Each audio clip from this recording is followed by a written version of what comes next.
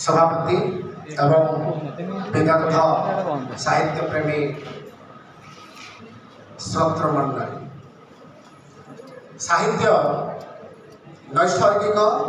दिव्य प्रतिभा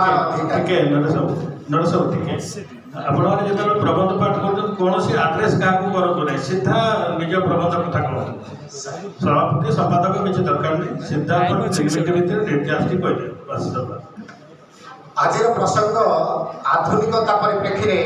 भाषा और साहित्य ओडिया भाषा और साहित्य वास्तव में आधुनिकता कहिले कौन से संपर्क कहबी संक्षिप्त कहबी आंगिक एवं आत्मिक रे परिवर्तनता हेउछि आधुनिकता आंगिक अर्थात एक्सटर्नल क्वालिटी आत्मिक इंटरनल क्वालिटी ताने आत्मिक एवं आंगिक जो परिवर्तन देखा जाए ता होची आधुनिकता जहाँ आम ओडिया साहित्य प्रतिबिंबित होईछि 1850 पर जेतेबेले रीतिजुगीय परंपरा काव्य कोणार्क गढ़ी उठिथिला ताकू प्रतिहत करी अर्थात पारंपरिक विश्वास परंपरा जो धर्मीय गड्डलिका भितर आम समस्ते जाऊथिले ताकू प्रतिहत कला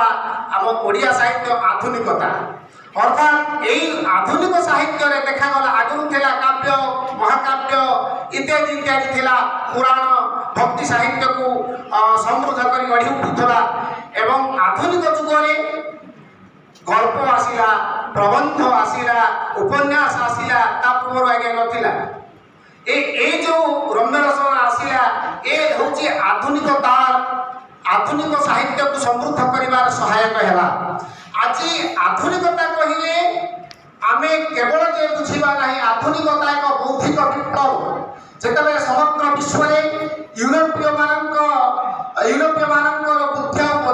बौद्धिकता परिपक्वता हला सेतबे सेमाने एक सामाजिक क्रांति आनिबा पई सेमाने आगभाव हेले लेखनी माध्यम रे सेही कथा जेतेबेले भारत रे सेही बौद्धिक विप्लव आरंभ होउची राजा रामन राय कठारु केशव चंद्र सेन कठारु तापर परे ब्राह्मण समाज प्रभाव आम ओडिशा माटी रे अनुरूपित हैला सेही ओडिशा माटी रे मध्य आम मानक भितरे आम मानक मध्य रे एक बौद्धिक जागरण खाइबा पई आरंभ होला आमे समस्त आरंभ कले मुक्त चेतना मुक्त चिंतन सब भाई आम मस्तिष्क को खोला रखी मुक्त रखी आमे बाहर हाव भाव को आमे अनुकरण करिबा पुराना लोक विश्वास परंपरा अंधविश्वास कुसंस्कार को परिहत करी आधुनिक समाज गठन करिबा पई साहित्य मध्य प्रतिबद्धता रक्षा कला वास्तव में समय स्वल्प आधुनिकता परिसर परिव्याप्त तेणु आउ गोटे मिनिट भितर कही मोर अभिभाषण को रखी आधुनिकता आज साहित्यर परिसर अर्थात आधुनिक भाषा साहित्यर परिसर सुंदर व्यापारी अर्थात सप्त पाताल ठार सप्त स्वर्ग पर्यंत तार परिसर परिव्याप्त सप्त स्वर्ग भू भुव स्व इत्यादि इत्यादि एवं सप्त पाताल अतल पाताल रसातल तलातल महित पर्यंत तार परिसर परिव्याप्त तबे साहित्य आज समग्र विभाग को नहीं से आज समूह खेला करिछि तेणु आधुनिकता कहिले केवल संक्षिप्त